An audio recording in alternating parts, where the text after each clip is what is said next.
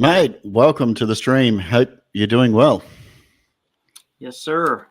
Yeah, actually, I was dragging my feet, like showed up early, and then realized I didn't enter the chat for like until just now. So I'm an idiot. All's going as planned so far. No, that's good. That's good, mate. I just want to say thank you very much for joining me here today. And like some of the streams, like I did last time with Joe from Cyclops Videos. It's all about having a chat with you guys, and a little bit more about like the community inside, and sharing the sort of behind the scenes little bit tidbits, and of course talking to everybody that's joining us, and entering those questions and all those sort of fun things. So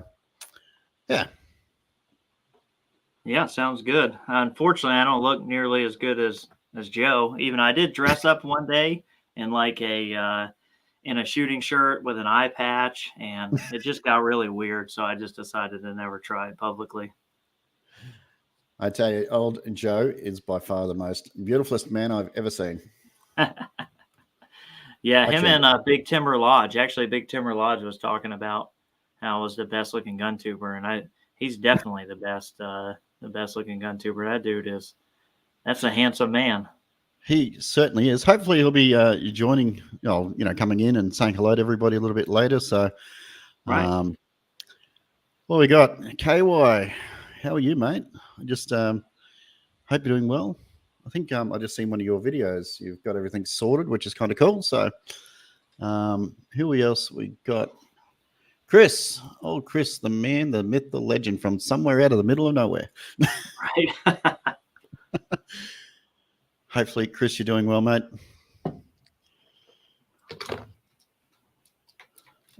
We got William. Thank you, mate. Hope you're having a great day. Fairview.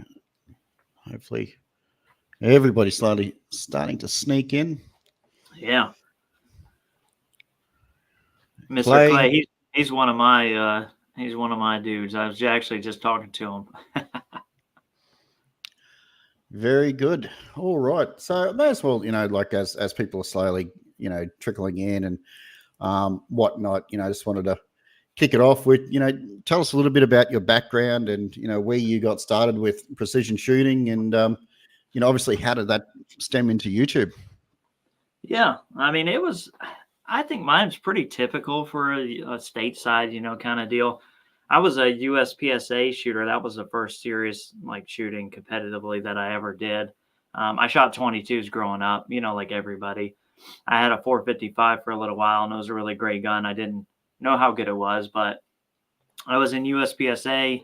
I deployed, and during the deployment, like the big shortage hit, and COVID and all that stuff happened, and I couldn't get components. And I met my best friend now, and he started showing me. First thing he showed me was like this Voodoo and this really right stuff tripod, and I thought he was insane. I thought he was just like absolutely crazy for owning this stuff. And well, he was kind of involved in the shooting, so I started doing some competitive like rimfire, just getting my feet wet. Well, of course, like everybody, you go to YouTube. I'm starting to look on YouTube, and I'm seeing a lot of stuff. And I was complaining to my wife all the time, saying, oh, I wish these YouTube channels would show like the shooter and the target at the same time. Like it just felt like I was sitting there watching someone shoot, and then I would go see the target.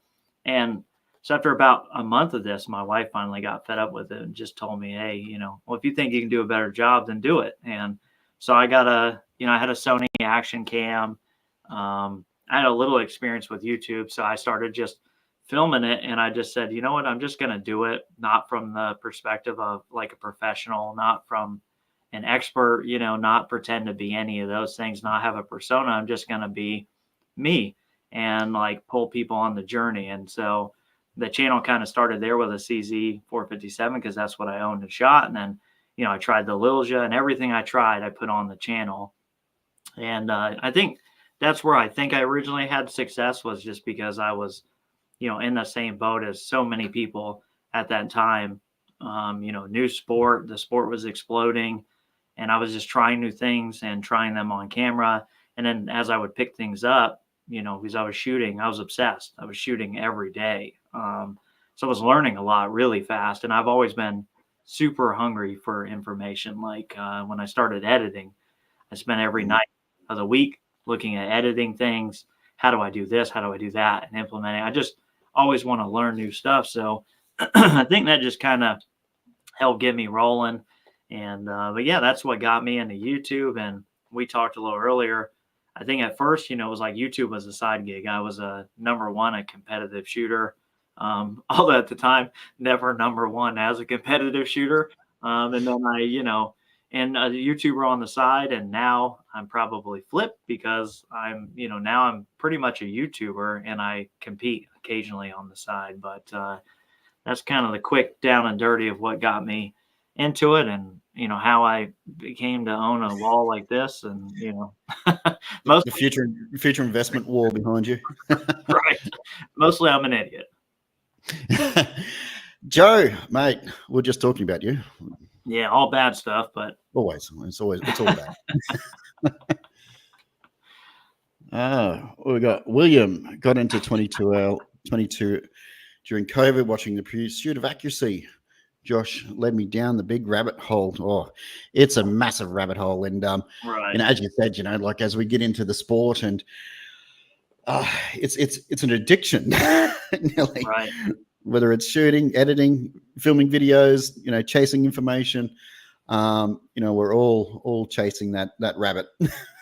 Yeah, I had to come to terms with after the first year that I was never going to be on any of these guys' wives' Christmas card list. So, like, I sleep pretty well at night now, knowing that there's probably at any given time 20,000 wives out there who hate my guts. It's almost like, it's almost more important to me than subscribers at this point. Like, whose wife you can piss off the most? Yeah, usually mine. That's pretty common. Yeah, I'm very lucky with my wife.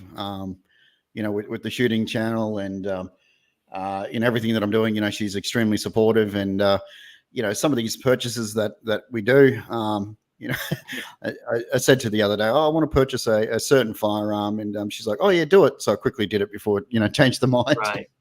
Yeah, mine's been really good too. Like she pushed me to get into it, but I had a bad habit before all this of changing hobbies like every 6 months. I was like always looking for something, that like, things would draw my attention, but it wouldn't hold me there. And she, like, throughout this whole thing, which is going on 4 years now, she's never complained. She's never tried to, steer me away. I think she's happy that I'm sticking with something. And I think a big part of it is like on YouTube and the shooting aspect, it's like, it's like there's no point where you're just like, like I'm done, like it's continuously, like there's always something, else, something more, something to learn, something to get better at. So this is definitely by far the longest venture, but yeah, mine has been super, consistently behind me and everything, and super helpful. So I'm also lucky there. I guess it's probably be pretty hard to have a YouTube channel if your significant other wasn't behind it, Oh, Joe says, don't tell Josh. Well, I'm not going to tell you, but you've helped him a lot. Cameras, guns, ammo, a lot more. I think that's a huge thing. It's one thing I've discovered since starting this YouTube channel. No matter where you are in the world, the shooting community is exactly the same. We're all there for the sport. The guys at my range, anything that you need, any advice, they'll pretty much give you the shirt off their back, Right. Yeah, and Joe's always like underselling himself. He helped me a lot with camera. He's way better on camera stuff than me. And he has some really good equipment, but he's always underselling himself, and which is just kind of the person that he is, Joe. I would think, last time you guys on the live stream, I think he was trying to convince everybody that I was some huge stud of a dude. And I'm a pretty small guy, so it was pretty funny because I had people texting me. We were watching your live stream, and they were watching me, and they were like, "Man, that guy's full of crap." Sheldrake, g'day, mate. How are you? Got an Aussie. You got into rimfire because you realised how over the top expensive PRS was for someone in Queensland who isn't a FIFO. So FIFO worker, I'm not sure if if you guys know what that is somebody who flies in and out of work, especially with miners. Miners are a huge thing where they fly to the mine, stay there for maybe a month, could be a month, could be 2 weeks, do their thing, and then they come home. They make really good money. So that's why a lot of young guys do the FIFO work. Nice. So yeah, he started in NRL 22 and then settled into Benchrest. That's something, I wanted to talk to you about today, Josh, was, I wanted to take the opportunity to learn more about PRS and NRL 22, because that's something that's getting a lot more popular here in Australia. There's a lot more clubs that are building that. So, right. What's your insights with that? So, I mean, PRS NRL 22, basically the same. What drew me to that style was, inherently like part of the guns was F-class, Benchrest, whatever, a big part of it is equipment. Like, you still got to do your part. But I think a lot of guys who are really in equipment and like nerding out on stuff, they're really drawn into that anyway, because it's incremental things that add up to be a lot, the difference in winning and losing. And PRS and NRL gives you that same equipment aspect thing, but then also incorporates, like there's a bigger component of like the shooter, and not just, ability to shoot, but just, learning the props, positions, how to make a gun stable, like, shooting at small targets and, with a wobble zone and a lot of like interesting things that draw people into it. And it's can be a little bit more fast paced, I guess, but NRL 22 I'm glad there's NRL 22 and PRS, because PRS is what I think of as like kind of like the unhinged version of NRL 22. NRL 22 has their monthly course of fire. Everybody shoots the same course of fire. You know it ahead of time. So if you want to practice that, if you've got props at home, it's a great entryway into the sport to learn it, to get, to be successful, because that's the one thing, nobody wants to go and bomb their first, event, and then, and usually limited to 100 yards. So equipment is not like hugely important. Like, it's at 100 yards. Typically with NRL, you're going to shoot at a 3-inch target, maybe a 2-inch. So, most everybody's gun is capable. It's really just on, the trigger puller. PRS, they kind of unlock that. There's no preview of the course of fire. The shooting distance can go out as far as the match director wants. So, I mean, you could shoot out to 500 yards. You could shoot out to 4. You could shoot out to 3. And it's there's no set anything with it. So, which is kind of what they came back after the fact, made NRL 22X, which is basically that same format. But I really like them. I just love shooting steel, shooting paper. I've done a ton of it, especially on the channel, and testing. So me, like, I shut down when I shoot paper. To me, I'm like, when I see paper, it's like I'm in equipment testing mode. And then when there's steel and a prop, then I'm like, okay, now it's me testing mode, kind of thing. But yeah, it's definitely, in Australia, they, a couple of years ago at the NRL Nationals, I got to shoot with a couple of your shooters from Australia. I actually had a couple of guys come out to the house the week before, and we did some shooting on my home range and hung out. And they were really cool. And I don't even know, Jason was one of the shooters, really cool guy. But yeah, it's definitely growing in Australia. And pretty much every year there's an Australian team that comes down to shoot NRL 22 Nationals, which is pretty cool. I know it's an expensive trip for them. It is, and a lot of those guys, do it on their own back. And as far as I'm aware, there wouldn't be too much sponsors out there that'll give them that help to get over there to compete. Right. I know with the Benchrest competitions, for the guys that travel around, they do it on their own back. And same, everybody just does it for the love of the sport. Right. Yeah, even here in the U.S., like we have the Worlds, and it's everywhere, I'm sure. But all the World shooters, the guys who went to like Italy last year, like they pay for that whole trip, like to represent their their country. They travel all around the country and shoot the qualifiers for a year, and then they travel to wherever, and they pay for the whole thing, just to go shoot. So, I mean, those are probably the most dedicated guys in the sport. You know, it's something that most people couldn't commit to doing just to get qualified for. Just the amount of travel and all that. It's crazy. Oh, I'm sorry if I mispronounced this. Gaitan from Quebec City. How are you, mate? Seen you around a fair few times, so thank you so much for joining us. Yeah, so you mentioned like one of the other videos. I do apologize. I think it was actually titled "Diminishing Returns." Right. As you said with PRS, especially with Benchrest, once you start off with the factory class and you slowly upgrade, the more money you spend, the less you're going to get. How does that affect the whole grand scheme of things? I mean, once people get serious, I mean, in any sport, there's always justification, right? Like, I mean, what I see is a divide, like, and I think most people probably miss my point of those videos, because I'm really targeting at guys like in the middle of the road, like the top level competitors, like they're going to buy whatever, like to make like that extra 3-5% is something they're going to spend money on no matter what. Just because, they want every single impact because they know that's the difference between winning and losing sometimes. And then you've got guys at the other end who have like a T1X, maybe it's Ruger Precision. And those guys often look up and go, well, those guys are freaking idiots.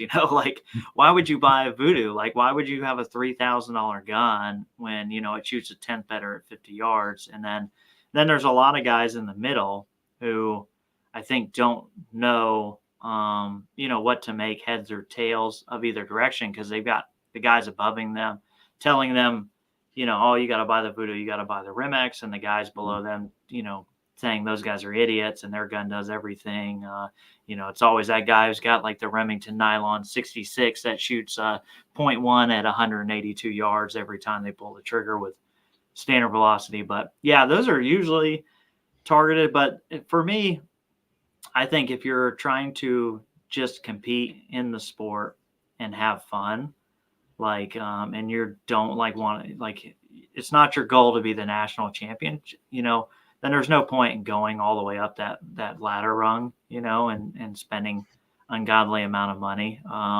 So I'm hopefully with those videos a lot of times and talking about diminishing return, trying to get people to realistically look at, at what's out there and say, you can get 95% of the way with like a 457 and a $1,000 optic. Like, is it as good as the other stuff? No, but, because the thing to me that I see that drives people away from the sport is they either make a huge purchase and they're disappointed because it didn't transform their shooting, and then that drives them out, or they get into it because they believed everything they've ever seen and they showed up with equipment that just was not even in the realm, and then get absolutely hammered, and then just go, oh man, apparently this isn't for me. So I'm hoping that people see that, read in between the lines and look at it and have a realistic expectation going into it so that they can be successful to what their expectations are and hopefully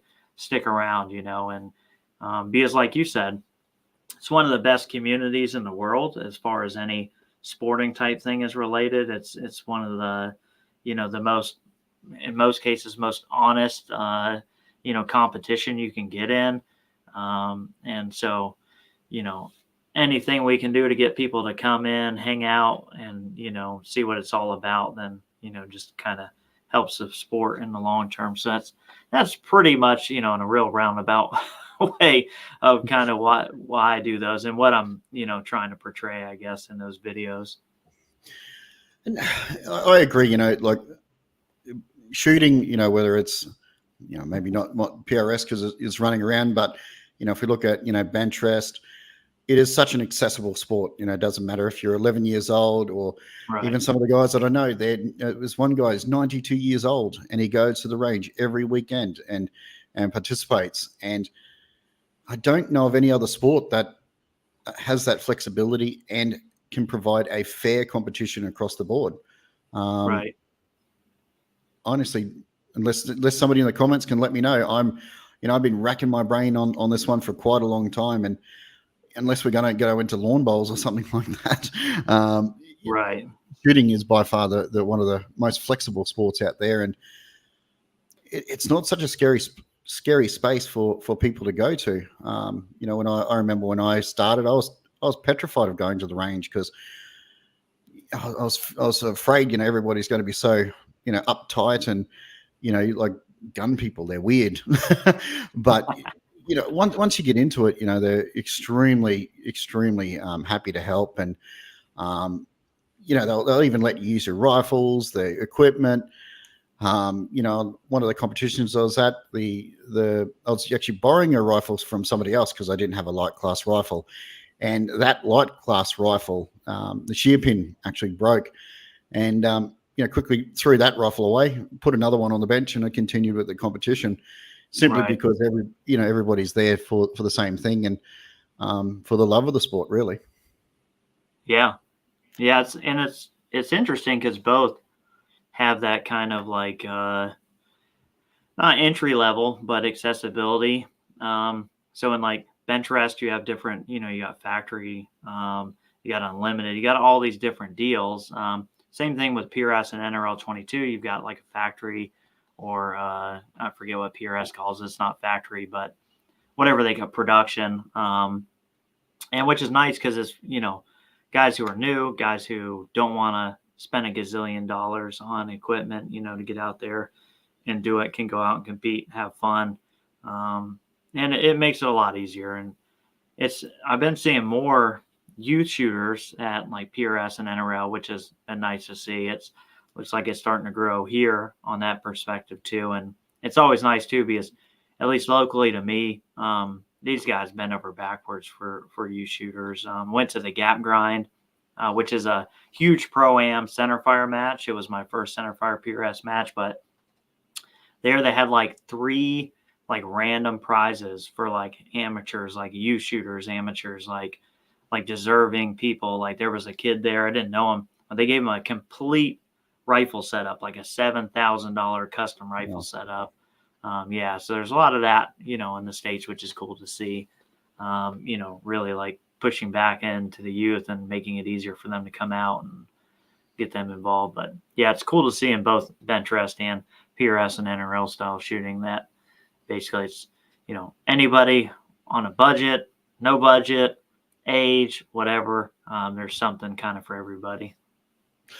So if we're going to talk about rifles, obviously, you've got a great collection behind you. Please don't touch them. Right, yeah. I'm sitting here like this. Yeah. YouTube can't say anything. That's it. For like a beginner, let's start a beginner. Where would you recommend for a beginner? CZ 457. Like, it's the one rifle now the Tikka is a great rifle too. Same price point. Tikka T1X, great rifle. And people often get upset that I don't push it a lot. And it's just because there's not as much aftermarket support for it. I mean, yeah, it like you can get in all the T3 stuff. Yeah. But when you look at what's inletted for a T3 and triggers for a T3 and all those things compared to Remington, for CZ aftermarket stuff and Remington 700 stuff, it's a landslide. So CZs are always where I steer everybody, because even if you get into it and you're like, I don't want to spend another couple grand and be real competitive, you still end up with a great rifle that's going to be really accurate. It's going to be really fun, and it's quality enough to hand down to your kids. And so I usually steer everyone there, like skip the RPR, skip everything else, start there. It's literally a couple $100 more, but it's just a rifle that you're going to shoot way more. Because I have an RPR over there somewhere. I never shoot it. Like I have zero desire to shoot that rifle, like none. If I'm gonna shoot something just for fun, it's gonna be my CZ. So what do we got? I just took it away, but I'll just bring it back up. Sheldrake, he goes, Voodoo equals accuracy. Also, Voodoo equals snapped bolt handle mid-match. I've What never happened there? actually Yeah. heard that of being a thing. Now anything's possible. The funny thing is, like, the hardest thing for me that's been being in the space is people like, so I would say small concepts like start and like become law really quickly, like in the shooting, especially rimfire, right? Like Voodoo's. And when I first started doing CZ content and I owned a Voodoo, I did a CZ versus Voodoo video, and my God, you would have thought that I burned these people's houses down. But I had so many angry emails and conversations from people that were upset that I would compare a CZ to a Voodoo. And I mean, I look at it very scientifically, and I'm lucky enough to be local to one of the best rimfire gunsmiths in the world.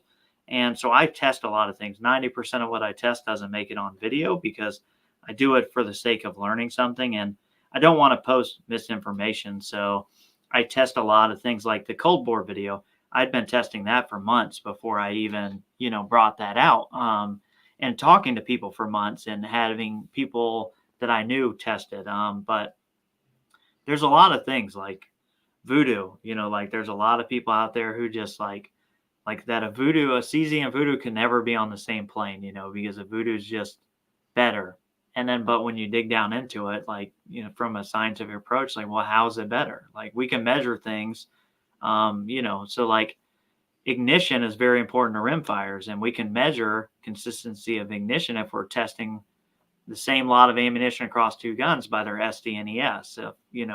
If one was better, had a better ignition, it would show up in SD and ES. But when they're the same, it's like, okay, so how else is it better? Like, does it get the bullet into the chamber better? Because at the point of the bullets in the chamber and the ignition is equal, now we're just talking about better barrels. And you're talking about Voodoo, a company that doesn't do their own barrels. They have blanks. So yeah, I mean, there's a lot of weird things. There's another one I don't touch on very often, but if I don't know how many Voodoo guys we got.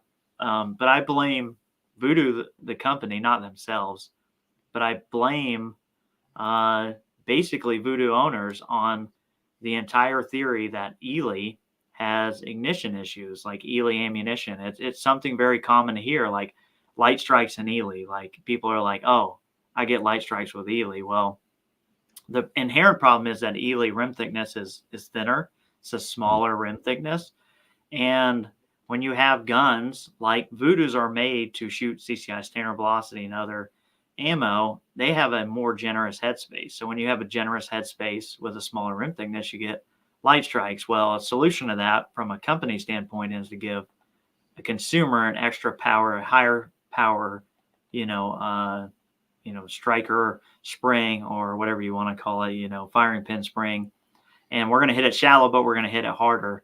And it's crazy, but we in the U.S. there's a big stigma around Ely from a lot of people I talk to all the time. They're like, "Yeah, well, I get light strikes with Ely," and people are like flabbergasted. I was like, when I tell them I've shot probably 25,000 rounds of Ely over the last 2 years, and I've never had a failure I've never had a recock, a bolt handle, nothing. It's proper headspace. I mean, that's what it is. Like, and it's just weird that just one rifle, a very popular, custom rifle that favors looser headspace, has created this entire stigma about Ely being prone to light strikes. And it's not true, but that's how things, those little they just become the norm. That's like a generally accepted fact now that Ely has, like priming issues, and it's just not true, but it is funny. Well, yeah, that's exactly right. Once you get your headspace set up, then those problems are, removed. We got Hasbro. G'day, mate. How are you? Hasbro, mate, your challenge target, that was fun. I really enjoyed that. For the guys out there, I actually came prepared. So, Hasbro, these challenge targets are fun, like getting back into the community side of things, getting involved with challenge targets, Day at the Range, Hasbro, No Pro, long rifle. There's many guys out there that are making these challenge targets. They're really great fun, and you don't have to be a YouTuber to do them. Just simply contact the creator and get involved with them. And that's just wanted to say, Hasbro, you know, like all you guys do for the community, you know, it's really, really cool. So yeah, thank you. Yeah, I've been slacking on those so bad. I get beat up all the time, and I've been trying to catch up and get. I'm so out of sorts right now. It is wild. Because I've been testing and doing all sorts of stuff in the background that, like, I don't even think I have maybe like one gun that has like ammo actually set up for it, and I have so little of it that I'm scared to shoot it like on camera because like for challenges, because then I'll be like, oh man, then I'll run out and I won't have enough for X, Y, and Z competition. But I've been slacking. I need to get back on it. It's definitely been an uphill battle for me. Yeah, once you find that ammunition, it's like sacred. You know, you can't Right. use it. one of the guys at the range was telling me when he finds, like, where I live, it's extremely humid, and he was telling me that, like, when he finds that magic ammunition, he even keeps it in the fridge. That way he can store it for long periods of time. So yeah, once you get that sacred ammunition, you know, like it never, Right. you know, you want to make sure you look after it really, really well. Right. I've got a buddy of mine who buys really good ammunition, but he rarely ever shoots. It's my best friend. He'll buy like R50, but he shoots so little that his like ammo like will start, like the lubrication will dry out before he even remotely gets done, like even close to shooting all of it. It's crazy. Yeah, and that's what you know, my mate was same sort of thing. You know, he wants to preserve the lube because, you know, it just goes hard and it's no Yeah. good. TJ, Yeah. yeah, Wow. mate, how are you? Thank you so much for joining. So here we got Hasbro, Josh, the guy who has both saved me a ton of dollars and cost me a ton of dollars. Got to quit looking at his Right. wall. It's an Me investment. too. It's an investment in the future. And it's like, you know, gun prices are going up. So Right. You know, I was talking to someone earlier, and he's still on here. I think Clay, one of my buddies, and of all of the guns that I have, and I have, you know, the Rim X's, the Voodoos, and I'm getting other guns soon, and those kind of things. Like, if I had to, like, if I really had to seriously compete now, even with all these guns on the wall, I would kind of be screwed because I just keeping it's too much. It's way too much. Like, I don't. Like, you'd have to be insanely rich and just not work, I guess, but I would be far better off with like 2 CZs up there and like, you know, some other random stuff. But yeah, it's almost, it's like everything else, kind of like an addiction. It's like, you know, Pokemon, you got to get them, you got to get all of them. Got to get them all. Right. I'm this is going to come back and bite me, but I want to have set myself up with 3 rifles. That, you know, I can use. 1, I want for competition. 2, the other 2, you know, mainly around the YouTube and sharing like that. So, yeah, it's going to bite me, but, you know, I think 3 is a good number that will allow me to do what I'm doing. Yeah, 33 sounds good. Yeah, 33. Yeah, like I'll end up with 5 or 6 safes, and Right. you know, firearms licensing will call me and go, why do you have that? Right. You know, we've got very strict laws, and, you know, some of the guys have got 20 or 30 firearms, and, you know, like firearms licensing will call them, and, you know, we get random inspections where the police will turn up and, you know, inspect everything. So it's super, super strict. So Yeah, that's pretty crazy. Sheldrake, yeah, SSAA, so Sporting Shooters Association of Australia, is the biggest club, and in Australia you need to be affiliated with a club well, here in Queensland I should say, you need to be affiliated with a sporting club as a legitimate reason to own a firearm. So there's many reasons you can have a firearm, but one of the main reasons that you need to have is a club membership, and that's your reason. You just can't have a firearm for the sake of having it. You can't have a firearm for self-defense. That's not a reasonable excuse. You can either have for sports, or, you know, if you're working on a farm. That's pretty much the only 2 main reasons. And Sheldrake, I've actually come across this issue myself. The main range that I go to, yeah, it's a little bit challenging as far as shooting different targets. So I've had to find somewhere else to be able to shoot. Things like Hasbro's challenge or No Pros challenge, and all the other guys, simply because of how tight and restricted the rules are. So I'm in the same boat. I'm looking for somebody that allow me onto their property. So then I can, create more content simply because of how restrictive it is. And, Josh, sometimes I'm, jealous or envious that you've got your property. So, Right. Hey, come on out whenever you want. I do have a question. I don't want to get too much into politics because I know how much of that can be. But I'm just curious after hearing you talk about that. If you were looking to get into shooting, and maybe you weren't the most popular person for whatever reason, if clubs can they not allow you to become affiliated with them? Yeah, they can be, but you got to get your firearms license first. If you don't get your firearm, you got to do your safety course first, and then you apply for your membership with a sporting club, and then you apply for your firearms license. I've never heard of it, but there could be a club out there like SSAA that may not allow a person, but generally, if you get a firearm, you're considered a reasonable person, a fit, or they actually call it in legislation, fit and proper person. Right. That's the terms, and if you don't meet that definition, then you clearly just don't get a license. And that's not even, that's also including people with disabilities as well. They scrutinize heavily. Same, if you've done anything wrong, they look into your driver's history. They've looked into everything. And normally, history, you go back, I think it was 10 years or something. But if you're applying for your firearms license, it's pretty much everything you've done your entire life. They scrutinize everything right down to the bare knuckles. And when I applied for my license, it took 9 months. They have improved it, the time because they got a lot of backlog because of COVID and everything like that. And right, I don't want to get too much into politics, but a lot of it is understaffed. So I agree a lot with what they're doing. Making sure that people have firearms that are meant to have them. But it doesn't matter what it is. If it's firearms or anything, you're gonna get one crazy person that does something silly. right. And unfortunately, that one silly person paints the rest of us with a bad brush. And then we all got to suffer that by tighter legislation, tighter policies, more restrictions. So it's just the way it is. Yep. Yeah, it was interesting. I figured I'd just ask since I probably wouldn't have the opportunity just to ask. I've always been curious about how that kind of works.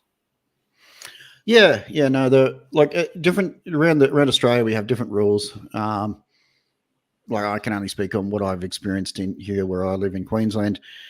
Western Australia is a whole new ball game. A lot of people are selling their firearms. A lot of them are actually getting sold fairly cheaply at the moment, simply because of how strict the rules are. And even a lot of the guys are moving. So just for the sake of keeping their firearms. And it's Australian YouTuber Mark and Sam After Work. They're from WA. Right. They've touched a lot on their videos about the legislation and the challenges that they're facing over in Western Australia. What do we got? Where are we up to with everything?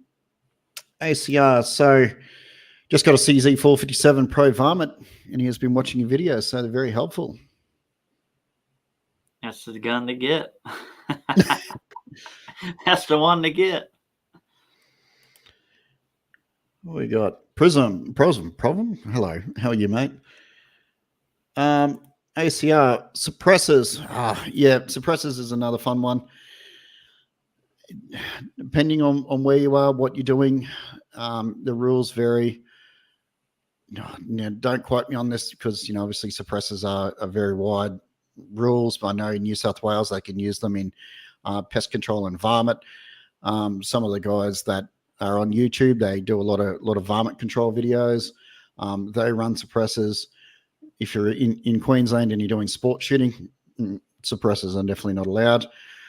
I'd have to look it up. It's a different category of license that you must have to own a suppressor, which I don't have. So they even restrict different types of firearms. Yeah, there's so much in depth and how interwoven it is, how it is restrictive in like with suppressors. G'day, long rifle. How are you, mate? Can I buy a gun? No, definitely not. Like that's one thing that we sort of laugh at here in Australia. For our American friends is that it's Josh, like it's wild to me that you guys can go into a hardware store or a shop and buy your ammunition or buy your rifles and here, no, you can't even buy a packet of ammunition without a firearms license. Really? Yeah. Yes. Well, even in the States, you'll get people come from other parts of like the country and they're amazed. They're like, oh man, they'll come to a gun store and they'll see suppressors and, it really, but yeah, I mean, we're really fortunate to have, the freedom we have to go out and buy firearms basically anywhere as long as they're in FFL, and then in my state and in a lot of states, private party transactions. If you lived in North Carolina and you were over here and you saw like a handgun on my wall and you were like, hey, I like that. You want to sell it? And I'd be like, yeah, man, $800. And you hand me $800. I hand you a handgun and, you go to your house and I stay here. I mean, that's it. Like if you're a lawful owner and I'm a lawful owner, it's that easy here. So, yeah. I wish I could say the same. Unfortunately, we can't do that. Right. There's a lot, and I sort of touched base on it on one of my videos that I completed a couple of weeks ago. It was permit to acquire, just the process to go through the initial paperwork to purchase a firearm. So, yeah, unfortunately, I can't say to somebody, say, yeah, I'd love to purchase that. There's a lot of red tape and right. It blew me away when you told me that you can't have ammunition. Yeah, we can't even have ammunition. Like you can't order online.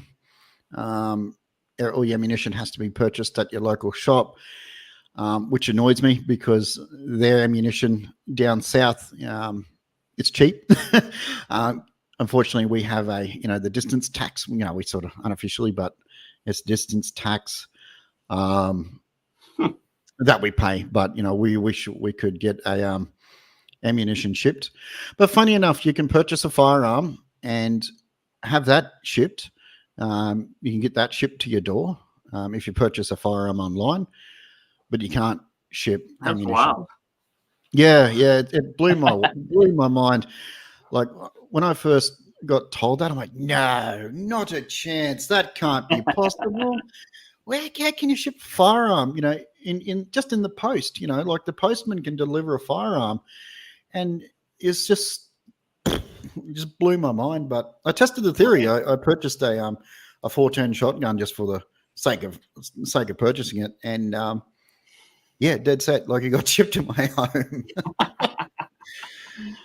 Yeah, we can't do that. We have to have them shipped to an FFL. The only exception for us is if you're sending like a rifle you already own to be worked on, you can ship it directly to them and they can ship it directly back to you. But outside of that, everything we buy has to go to an FFL, like any firearm, which there's a million of them. So, I mean, like there's just everybody, there's a ton of FFL. So it's not like it's a real pain in the butt or anything, but.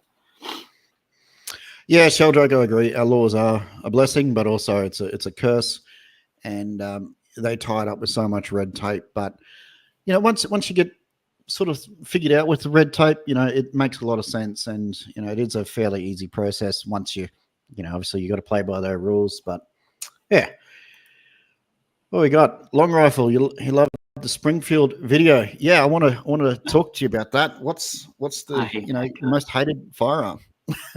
Yeah, I hate it. So the funny thing about that is I've only done a handful of videos. And there's a guy who I was in the National Guard with. He was actually watches the channel and stuff. It's pretty funny because that rifle came out, and I saw reviews. I saw all these big time gun tubers, and they're shooting like steel targets, like IPSC targets at 50 yards, and they're raving how good it is. And I'm looking at the price point, and I kind of already had been clued in that the gun was pretty much trash. So we walked into a gun shop, and I was looking, I told him, I said, man, I said, if they got one of those, I'm going to buy it.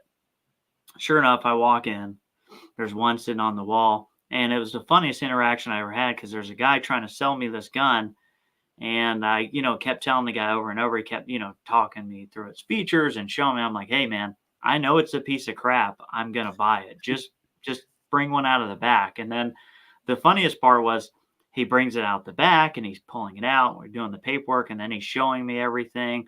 And so he put the bolt in the rifle, test everything. Well, he puts the rifle back in a box. It's in a cardboard box, and it's on top of this gun, display. And he's trying to shut the box, and the bolt's in it. So, typically the box is too thin for the bolt to be in it. The knob is holding the box open. And the guy, and I've told him at this time like 10 times, I'm only buying it because I know it's a piece of crap. Like, it's fine. And so he's struggling to shut it while I just reach over and smash the box, and the bolt handle pops out of the side of the box. And I was like, hey, man, we're good. Like, but I knew it was a piece of junk. And, I bought it. I tested a ton of ammo through it. And then I went and did another video because I caught so much hate. It was the most bizarre thing, because I bought the rifle knowing it sucked just to put a realistic video out so people would have realistic expectations so they wouldn't waste their money. And so then, I put a better trigger in it. I tried with a tuner, and it's not good. But I got goaded into, I do the impossible shots video, and of the comments left on the video, the most upvoted, the most liked comment is what I do next. It's not up to me. And of course it was shoot the Springfield 2020 on the KYL. I talked myself into it because I told people not to. But yeah, and even that video today, it's funny to get, I get some people on there who they're just dead set determined to defend the gun, which is fine. Like, there are a small subset of people out there who own them, and they do shoot okay for them.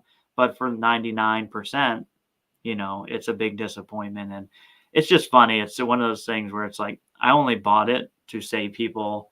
I figured like there's times like that where when I see something like that, I figure I owe it to the YouTubers, everybody, like my subscribers. I'm like, yeah, I kind of should just buy this and do a realistic review on it because I know it's trash. And that was the intent of doing it. And then it's just funny because you still get people that just hate on it, like just give you a hard time about not, so, but yeah, I was amazed to see it shoot through that, because after the video I shot it, and it probably shot a 1-inch group at 50 yards with that ammo. So just luck, but yeah, I freaking hate that. It's sitting over here. Obviously in the video I throw it in the trash, but in reality, that would be highly irresponsible of me to throw it in the trash. So it's not on my wall. It's actually here next to me on my timeout box. This is where guns that don't behave go. And it's got a permanent spot over there. So it's never going to make an appearance on the wall? No. Yeah, no, never. Yeah. No shot of that ever. So what on your wall there behind you? Walk me through what's there. So this is a 223 pristine action. It's actually going to get rechambered to 22 ARC. That's what I'll shoot next year for the gap grind. Yeah, that's funny. V22 same challenge. Better get in the comments. To the right, to the screen's right of that is my that's actually the new L3i pre-fit barrel. I just got it in. I just tested it. It just started editing it tonight, so I did a review. That's a drop in. So that's a CZ457 and a Premier Gen 1 chassis from MDT. Down below it, let me make sure, that is my Monocam custom CZ457. That's in the new, well, it's not new, it's new to me, the Vision CZ457 chassis. This is a JP, the JPRFX. So it's an AR-22, but it's like a precision AR-22. So that's the trainer to my 223. That's a Lilja barrel 223 gas gun that I shoot sniper DMR matches with. So I shoot actually like AAC 5.56 out of that, but that's the trainer 22 long rifle to that guy. And then this guy is my Modicam Rimex. That's in the Vision Pro chassis. That is my RPR. Get out of the way there. That's my RPR. Below it, what do I got below that thing? And you can't really see them too well. There's two kids below it. One really super ultra lightweight, and then one in their tactical chassis. And then what do we got over there? That's an empty MDT ACC Elite that normally has. So I tried the Desert Precision Gunworks Mod X, or not Mod X, his Rimex conversion deal. And I'm testing his barrel, which has gone pretty well so far, but I'm actually getting ready we're going to try like an Ely only setup. So that's going to go back to him. And that's a Bergara. It's so dark back there. That's a B14R in an Australian chassis. The one I was actually messing with you about that. I still haven't looked it up. I got to look it up. Right. It's pretty good. Like it's a pretty good the chassis. There's so much competition with chassis. I fell in love with these Visions. They're a Norwegian chassis. I started filming.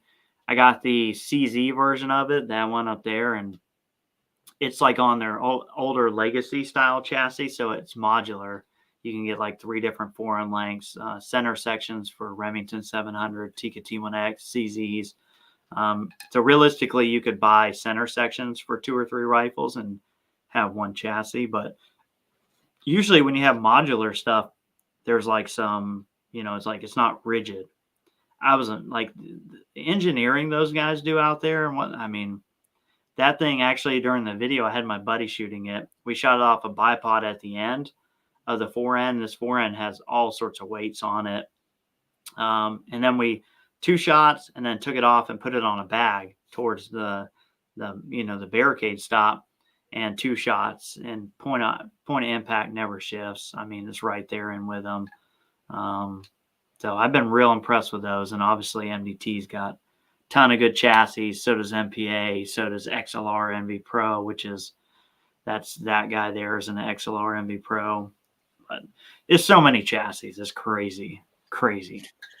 Yeah, and that's the rabbit hole that I got to go down, is the chassis rabbit hole. I haven't dug that hole yet, but that's a rabbit hole that I'm going to explore one day soon. TJ, you're at the Waikerie Rifle Club, and you're shooting 500 yards. What are you shooting? Nice. 500 yards. It's a long way. Don't confuse American movies with American culture. Not the same. Firearms were a way of putting food on the table for me. Deer, quail, ducks. We could not have survived without them. 100%. Firearms have certainly got their place. Everybody has their uses, and those uses are what you use them for. My biggest thing that I go on is safety. Make sure whatever you're doing with your rifle, make sure you're doing it in a safe, responsible manner. So, like if you use it for hunting, then 100% go for it. Use it for sport, yeah, sweet. That's my thing with firearms. What do we got? So TJ had a new trigger put in, and having the shear failure. Has this ever happened to you guys? Yeah, like as I said before, one of the rifles I was borrowing from one of my friends, he's got a Seiko, actually a P94S. I don't know what trigger he had in it, but yeah, the shear pin failed. What about you, Josh? Yeah, I've had some, and like most of the time it's like an adjustment kind of thing. For most of mine, Remington 700 is like, certain triggers you can adjust pre-travel and over-travel. And if you overdo it on pre-travel, you kind of never actually allow the sear to like get full engagement. It makes it feel a lot lighter, so you can get the trigger weight down. So that's why I kind of asked him in there, like, what trigger and what rifle. I've had buddies of mine who've had it. But yeah, It's funny. There's certain triggers and rifles that don't seem to get along, like that fail kind of a lot. But yeah, it's part of it, I guess. We got. I can never pronounce this guy's name. Gaitan. Have I ever tried? I'm sorry. I'm really sorry. PCP air guns. It's accurate. Yeah, that's a rabbit hole that I will explore one day as well. Air guns are, look, they're just like lasers. How good they are getting now, and I don't know what your thoughts on it, Josh, but like whether it's something that's going to make more of a prevalent in the sport, simply because the cost of everything with ammunition, running the firearms. Do you think air guns could be a thing of its own that could be on equal to a 22 LR? I think there's, in the U.S. there's a big following. Like, well, it's a small following. But obviously in other parts of the world where you can't even have firearms, air guns, PCP air guns are, huge, because that is that's their equivalent. In the U.S. And in places where you can own firearms, at least, fairly easily, I don't really see them becoming a huge thing, because it's so much easier to grab a 22, your magazines and ammo, versus the PCP air guns. Like, there's just more equipment. So you got to have a way of filling a big scuba tank, bring the scuba tank with you. You've got to worry about air. If you're going to bring a compressor, you got to power a compressor. You got to recharge the rifle. And they operate on wildly different principles. And it's kind of a tricky thing, because like, pellets are by far the most accurate thing in PCP rifles. Pellets are really, really accurate, but only out so far because they have terrible BC. What makes them really accurate is there's no big pressure spike in a PCP. It's more like a runway. It's getting like a soft, long push. In a rifle, you get a big pressure spike that kind of like almost seals the bullet to the barrel. And then that's what makes everything perfect. Well, in air guns, that doesn't happen because there's no big pressure spike. So you're constantly looking. Like, if you think lot testing 22 is bad, like, start slug shooting in a PCP, because you've got to find a perfectly fit slug to the barrel. You got to know what speed to push it. And it's harder to get there. They are accurate, but like, slugs are not as accurate as 22 long rifle stuff. Like, you can find them, like, it's hard. Like, they can be close. They have better BC, but it's just way harder to get them to be as accurate as a 22, just, apples to apples. So I have several. I like playing with them. Lately I haven't had time to really mess with it, but I just don't think, in most places it's going to be like the next big thing. Like, they keep pushing it, like pushing the boundaries, and it gets better and better, but at the end of the day, the cost, the amount of equipment you have to support it, and the fact that it's harder to find, that accuracy than it is in firearms, I think we'll just keep it as like a close second at best, most places. All right, Dennis. G'day, Dennis. You thought you caught a tuber talking about a Winchester 21, that new Sharpshoot. What's your thoughts on that? I honestly would love to get one just to shoot it. I think it's going to be the next 22 mag and 17 HMR. It serves, I guess, a purpose, like, it's cool. I already thought about it in my head a little bit. I thought about just going buying one and actually just making the thumbnail like the 21 dull, like, because it's just like, it's not that exciting. Yeah. Because it's the same problem. It's like copper spun bullets for 22. Like, we have copper, you can get copper spun bullets and load your own 22, like, but you can't use it in most competitions. And it's so hard to control the powder, like trying to do it yourself. You can't really replicate the consistency of what they do at the factory. So I think it's going to be like 22 mag, 17 HMR is going to be very little in the way of ammo offerings. So, like, testing and finding like that perfect deal is going to be more difficult because there's less options on the market for it. And I just don't really see a huge point. Like, I mean, I know it's faster, but we have match high velocity ammo. We have high velocity ammo for 20, and the accuracy we get out of 22. I mean, like I don't hunt anymore. I used to, but I would for sure with my guns, I would for sure be 100% confident in shooting a squirrel headshot at out to 150 yards with my 22 long rifle. Like, I don't know what this thing could do for me, any differently than that. I mean, it's just, I think it's just like one of those deals. It's the answer to a problem that never existed kind of deal. Yeah, it's certainly going to be interesting to see how it develops, and a lot more people get their hands on it, do a lot more testing. It's certainly not going to be the next big thing. I agree with you with that. Jason, g'day, mate.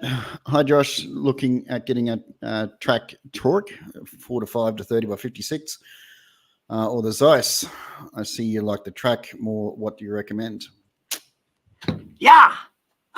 No, I'm just kidding. I literally just pulled this off a rifle and had it like on my bench.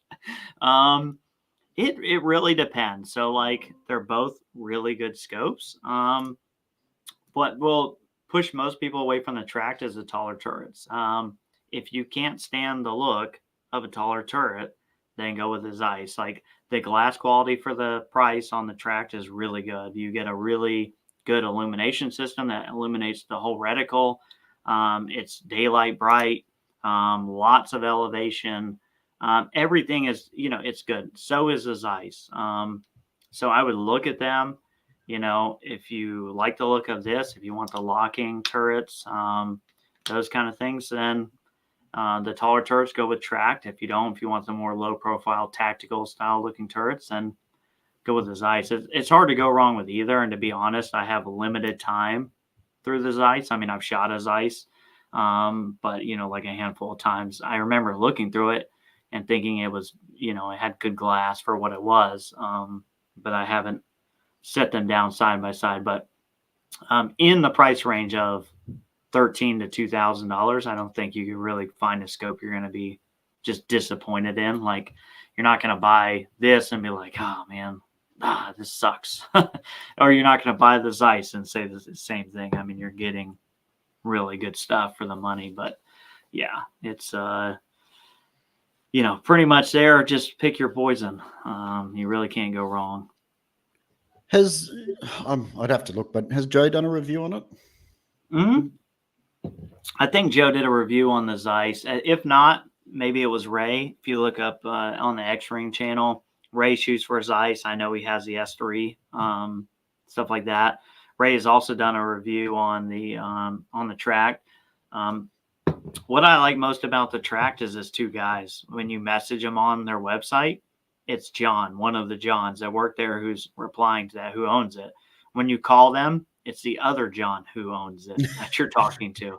So it's not like a bunch of dudes. It's not a huge elaborate company. It's like, so, I mean, and their decision is pretty simple. Like, they were like, okay, they left an optics company. They're like, we're going to make our own optic. We're going to cut out all the middlemen, that we can keep our margins the same, and we can make it cost overall cheaper to the consumer because we don't have to worry about margins for retailers. Because they don't have distributors, they don't have retailers. It's just them. They get it spec'd out from Japan. It comes to them. They sell it to you. So you're kind of getting, like a little bit more value for your money anytime you're buying from a company that does that. Old Joe. Yeah, old Joe. Yep, he's 100% with you. Both are great. Yeah, it's hard to beat them. I mean, and that's the biggest thing that I've seen is people either do or don't like the taller turret. I, shooting PRS and NRL, stay on my guns a lot. Like, so when I'm in the gun, I never come off. And I found that having a taller turret that actually comes up like that enables me to be totally on the gun in my cheek rest, doing like a troop line. And I can just look up and see the number and then just dial the scope and never come off the gun. Because a lot of times, like if you're shooting a troop line for PRS, you may be shooting from 50 to 200 yards. I won't change my parallax. I'll set my parallax in the middle. So that gives me more time to do other things. And then because I'm not changing my parallax, it becomes super important that I'm addressing the rifle the same exact way. Because if my parallax at 100, I'm shooting a target at 160, there's parallax error now And so if I'm out of position this way, I'm going to have error. So that's kind of originally what brought me, like, what I like most about the track. Most of these scopes I found, you can get away with it too. You can see enough. But yeah, it's they're all good. I mean, it's hard to beat any of these. Yeah, so Robson, yeah, X-Ring did a review on the Zeiss 6x36. Well, if we're going back to beginners, what would you say? What scope would you recommend for a brand new shooter, brand new everything, brand new everything? Right now, probably, I guess I would 3 recommendations for someone, and this is on the principle of we're getting into it, maybe don't know how serious we're going to be, but they want to buy a scope that they can do everything they need to do with. And I'm looking at the point of, if they shot 2 matches and decided they weren't going to shoot any matches anymore, it's not such a huge investment that they're like, oh, now I've got this massive scope that I'm never going to do anything with. So I would say probably Arkin, the DNT, which as far as I know is an Arkin clone, basically with a 210 subtension reticle. So like the Arkin, the DNT, or the Bushnell Match Pro ED, because those are scopes that are like 700 and under. That would basically serve you well for the rest of your life, on if you just all of a sudden were like, oh, it's just going to go on my deer hunting rifle that I shoot with the boys twice a year. It's a good scope for that, but it's got what you need to compete, which is, turrets that dial, externally adjustable, smooth controls for mag. Because at the end of the day, I hate like seeing people get into a scope that doesn't like if you go to something like, what's the Vortex? I call it the the Diamond Crap Tactical. That was my first scope, and I nicknamed it that because I hated it, because it was just a worthless investment to me. Get, like, if you're shooting mills, which if you're going to shoot competitively in PRS and NRL, you need to be shooting mills probably. But it had like a 6 or 8 mil turret, and it was terrible because in rimfire you have to dial past 10 all the time, and now I have to do like weird math in my brain versus like on a 10 mil turret where that makes sense. But you're getting all those things in the whether you're shooting the Arkin, the DNT, or the Match Pro ED, and it's a scope that's still reasonably good for a lot of different things. If you knew that, like, I know, like, you're already hooked, you're already in it, like, I would say there's no real like limitation on a beginner scope. If you know you're going to compete and that's what you want to do, then I would say jump right up to the $1,500 price point and more, and get you something that's going to enable you to be really competitive. But that's a whole nother can of worms too. It is. And I remember watching Joe's review on the Vortex, and it was a big influence. I stayed well and truly clear of that. Right. Yeah, there's a big misconception too. I see guys, I think guys coming from centerfire think, oh, well, it's scope for a 22. The inherent like thought process is a lesser scope. Well, it doesn't have to manage recoil. It doesn't have to do this. It's just a 22. But if you're really trying to compete only in NRL, PRS, things like that, shooting distance, in reality, the requirements of the scope are greater than centerfire. Because on a centerfire, if I'm shooting a 6BR, 6 Dasher, or 6.5 Creedmoor, I've got a huge 100+ grain projectile traveling at 2,800 feet a second that's disrupting all the air in its wake. And I've got a huge amount of trace. I've got a big bullet. I've got a big splash, big lead dust. Well, you shrink that down to 400 yards in a 40 grain projectile that almost disrupts no air, that barely moves the dirt when it lands besides the target, that barely makes a visible mark on a target.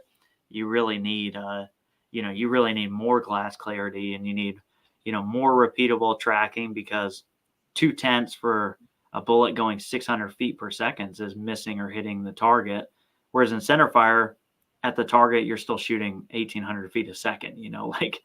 It doesn't really matter. So it's kind of a wild reverse kind of deal where to be real competitive you need more, I think, than centerfire scopes traditionally would require.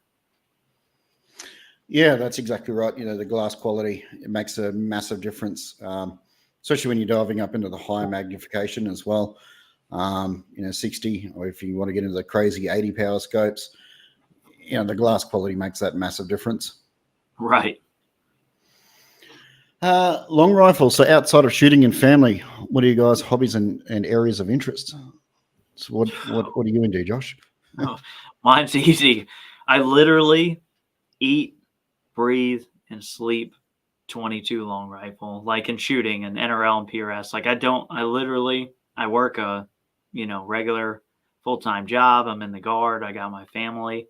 And then this takes up 110% of all extra available time. So I'm easy. Like this is it for me. I don't have time for other hobbies. I don't got time for nothing. Like this is all I do. For me, one is, got to outside work, you got to focus on work and got to pay the bills. I'm very much similar to you. My passion, hobby is everything around YouTube, around Benchrest, getting involved with those communities. When the weather is good, I also like to sneak out for a bit of a fish. I enjoy that as well. A couple of guys, I've been sharing some fishing photos with. So, Nice. it's all good fun. Anything outdoors, anything around that, that's where I get into. What about everybody that's watching? Let us know in the comments. What do you do? What's makes you tick? Got to be more exciting than us. Oh yeah, that's it. Like everybody else. What are you doing on the weekend? Going shooting. What are you doing on the weekend? Right. Going shooting. Yeah, I think most people underestimate that. Like I say, for most people, like YouTubing, being a gun tuber, especially the precision rimfire guys I know, or just kind of things. It's a whole nother full-time job. It's like, I mean, it's a freaking full-time gig. Like just, and then any shooting you're doing for pure enjoyment outside of that is like it's. So we typically, I think across the board, most gun tubers don't have other hobbies or things like you just don't have time for it. No, and like a lot of the time is put into creating the videos. Travel time. For me, some of the closest range is 45 minutes away. And some of the places that are done these challenges targets at, you're getting up around about the hour and a half sort of drive. So, when I go to those sort of ranges, I try to do it in a batch. That way, I'm only going out there probably once a month. But yeah, it takes a lot of time to do these sort of videos and get everything ready and try to create the best videos that we can for the community. Right. Yeah, it's definitely a time suck. I think I scrap probably 30% of my videos just because cameras didn't cooperate or one reason or another. It's usually just because camera stuff, because how it is too. You're like a one-man band. Not only are you the shooter and all the other things, you're also like the lighting guy, you're also the audio guy, you're also the freaking. So there's plenty of times where I shoot a video and then come inside, check the footage, and I'm like, I'm out of focus the entire time because I left a manual focused on from the shop before, and I'm like, dang it, go back out and refilm. Yeah, and I like those sort of things. You can, I'm the same. I've had to redo a lot of videos simply because of those sort of things, and it'd be good if it had some help. But Right. it is what it is. So yeah, none of my kids are real interested in being camera people yet. So kind of was hoping my oldest would want to, do that. I think at one point I even offered to pay her, and she's just not interested. Not interested at all, even getting No, paid. yeah. She's like, no, I'm good. She's going to get my money regardless. So I guess it's probably smart of her not to take the gig. All right. Just want to say thank you so much for your time. Like we've, been over an hour, so I really appreciate your time and, coming on and, sharing a little bit of insight behind your channel and, everything that you do. And, just want to say thank you to everybody as well that's come along and joined and commented and, being a part of the shooting community or the gun tuber community or whatever you want to call it. So, yeah. Oh, yeah. Appreciate you having me. It's, it's been fun. I always love doing the live streams are always fun. So it's always interesting. And I haven't done one with somebody else in a long time. So I'm usually like the one-man band. So it's a different experience. But yeah, appreciate you having me. Thanks for everybody who showed up. All the guys who came over from my Discord. Appreciate you guys. Yes, no, thank you once again for everybody from Josh's community coming over. And yeah, like we'll see everybody in the next one. I'll be doing a live stream maybe in another couple of weeks. I'm going to, I've asked Joel from Precision Rifle Network to join me as well. So that'll be a great bit of fun. So yeah. All right, guys, we'll end it like that. We'll see you on the next one. Bye.